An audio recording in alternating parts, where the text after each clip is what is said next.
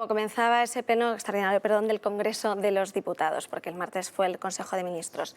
¿Qué ocurre con este nuevo sistema de cotizaciones? Que se divide en 15 tramos, según además los ingresos, que es la novedad, que es la que vienen a abarcar en este nuevo Real Decreto. Lo que se quiere rebajar es la cuota mínima a 230 euros para el año 2030, creo que además tenemos los datos, incluso en el año 2024 a 225 y en el año 2025 a 200 euros. ¿Para quién? Para aquellos que ganen entre 670 euros y 1.300 euros mensuales.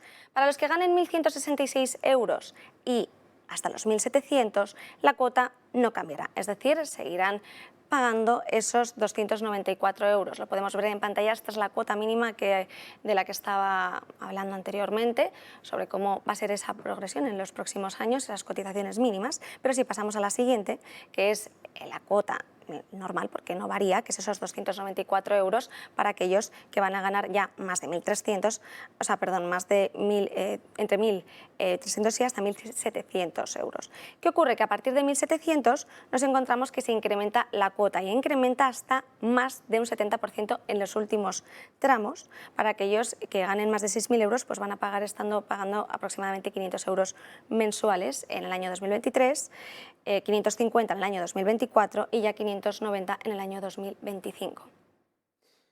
Pues fantástico, yo que soy autónomo estoy contento, maravillado. Lo que pasa es que a mí me resulta curioso cómo este gobierno le da cierta ictericia que la gente se gane la vida. Es decir, porque al autónomo hemos de recordar que estamos expuestos a que le vaya bien en el mercado y en un momento dado podemos dejar de cobrar, nos pueden dejar algún impagado, nos pueden dejar alguna cuestión que no tenemos ninguna cobertura. Con lo que esta manera de perseguir a la creación de riqueza, porque al final cada autónomo significa un parado menos. Un parado menos que además tiene unos derechos respecto a la cotización hacia sí mismo por parte del Estado, mucho menores que un asalariado.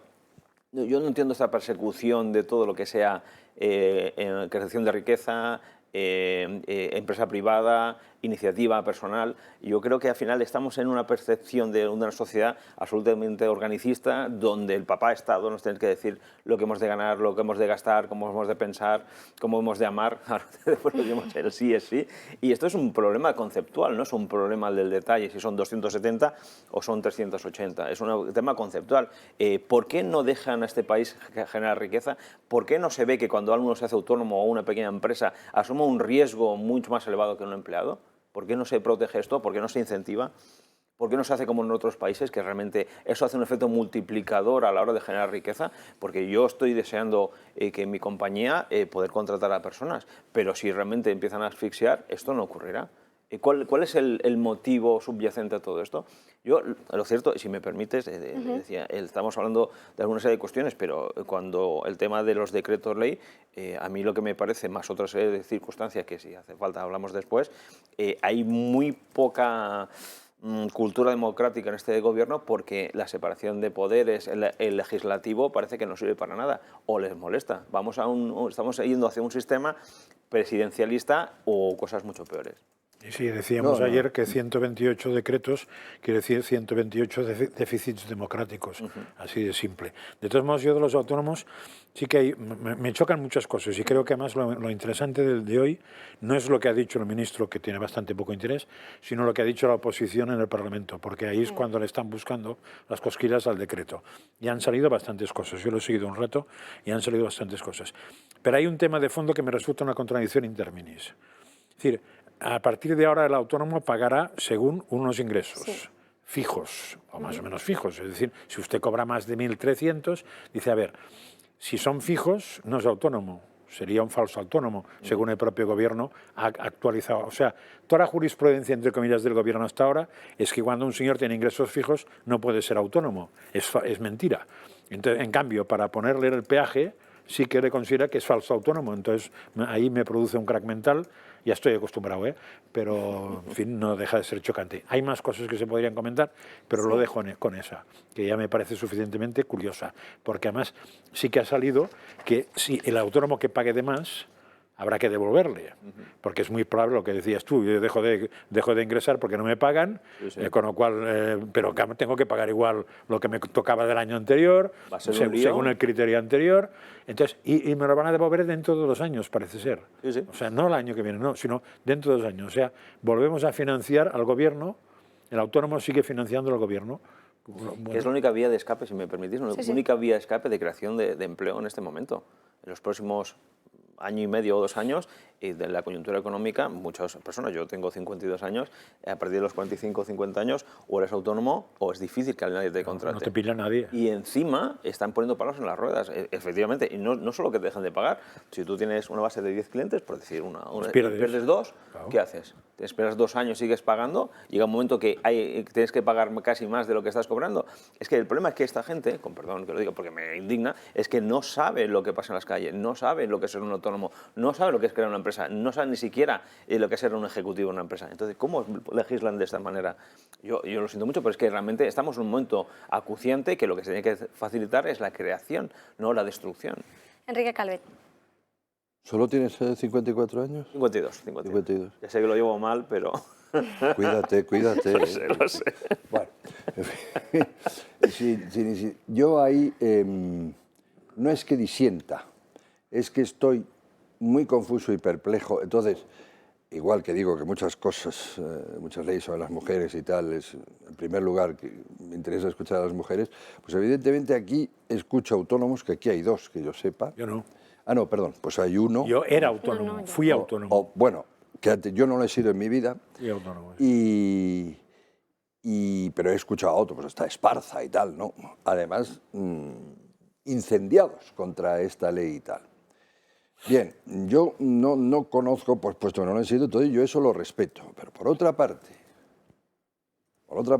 es un proyecto de ley al que el PP ya ha dicho que va a votar que sí, bueno, y que ha sido apoyado por las organizaciones de autónomos reconocidas, entre la cual está la que a mí, toda mi vida político-laboral, era de confianza porque tenía una cabeza privilegiada a su frente, que era Sebastián Reina, que era el presidente de la UPTA, que también la han acordado, igual que Lorenzo Amor, que es el que más en evidencia y tal, que es la otra, posiblemente la mayor. Hombre, entonces, vamos a ver, ¿qué pasa con la representación de los autónomos? O sea, yo tendría que estudiar entonces muy mucho para hacerme mi propia opinión, y la verdad es que no tengo tiempo porque hay otras cosas. Entonces, yo respeto a los autónomos enfadados y les invito a que se cojan una voz orgánica y que la haga llegar, porque entonces sus representantes van fatal. Puede ser que la propuesta ministerial fuera mucho peor y que se conten, porque en las negociaciones, que tú sabes, más, claro, tú sabes más que yo, porque has sido sindicalista y yo no, pues tú pides A y te quedas con B, quiere decir que ni ese está contento ni tú estás contento. Entonces me parece que van por ahí los tiros. Lo que proponía el ministerio debía ser una cosa más apretada para el autónomo y las organizaciones han conseguido normalizar alguna cosa. Pero de aquí a que el decreto, lo que yo he dicho, creo que tiene bastante sentido común. Lo de que te devuelvan el dinero 2 años después, sí, eso se llama casi un atraco. Pero en cambio hay otra cosa positiva que a mí me asombra, que no sé si es positiva, pero es la primera vez que el gobierno legisla de manera que al que gana más le favorece. Eso no ha pasado nunca. Normalmente es al revés. Normalmente en los no autónomos, en los asalariados, llega un momento que no te compensa ganar más, porque el palo es tan gordo que dices que gane más Rita la cantadora. Sí, que eso yo lo he vivido cuando trabajaba en la empresa. Me encontré con un grupo de comerciales que dijeron, oiga, en 15 días y paramos, porque ya, a partir de ahí, paz y después gloria. Búsquese otros para que le vendan más, ¿no?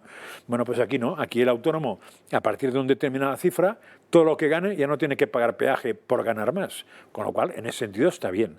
Está bien. Ahora, lo que no tengo claro si está bien es la equivalencia de cada salto de los 15 con lo que tenga que pagar. Eso no lo he analizado. Claro, lo que sí tengo claro es que el pobre autónomo que empieza, antes era una víctima y ahora seguirá siendo una víctima.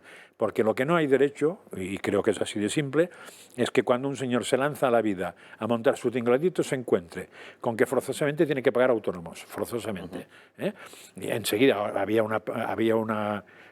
que el primer año que estaba, que te lo subvencionaban a 50, pero eso veremos lo que dura, tendría que durar, pero como mínimo, y después hay otra cosa que hay que pagar corriendo, que es un asesor fiscal, porque si no te metes en un berenjenal de narices. Y el asesor fiscal no son 10 euros tampoco, estaríamos hablando cerca de los 100, más o menos, ¿no? Con lo cual ya acabas de cascar un peaje de 350, como se le ocurra un edificio o una oficina, ni te cuento. O sea, lo que tiene que hacer es ni oficina ni nada, trabajar desde su casa o como mucho quedar con los clientes a tomar un café en una cafetería, porque el café, por caro que sea, son 2 euros. Si te tomas 2 cafés al día son 4 euros. Por un mes son 120. No, con 120 no te alquilan ni las sillas. O sea, hay tantos gastos fijos que hace que la gente que sea autónomo, hay que hacer un monumento, son víctimas y, en fin, un encarcelado suele vivir mejor. Lo que usted dice me hace pensar dos cosas. Es la praxis práctica, lo que digo yo. Después pido contestar un momento a don José, también llamado Pepe Rusiñol para los amigos, sobre lo que ha dicho de no puedes la cosa acaparar todo el presidencial. programa, porque tenemos que hablar de muchos temas. Bueno, a mí conciso. nada, aquí muy cortito. Lo que me hace pensar lo que dice don José María o don José María, que le gusta que le llamen así, pero yo utilizo siempre la fonética castellana. Es tu problema. Jordi Pujol, Josep María. Claro. Enrique, por favor. Pero primero, a lo mejor habría que distinguir entre autónomos y no meterlos a todos en el mismo saco. Claro. Y segundo, puesto que es proyecto de ley, que el PP haga enmiendas o incluso anuncie lo que hará cuando llegue para mejorar esto, si eso es eso. La ventaja es que es proyecto de ley, se puede cambiar, lo que van a cambiar. Y segunda, no es un... ojalá, él ya querría que fuera presidencial. Vamos a ver, el decreto... ¿Por qué sale, al final va a salir el proyecto de decreto o el decreto de medidas de, digamos... Ahorro energético. De ahorro energético. Porque el PNV ayer dijo que sí y punto. En este país sigue mandando en las cosas importantes el PNV cuando no los separatistas catalanes y cuando no Vamos a quedarnos con ese concepto, porque si os parece... Es que eso sí que es lo grave.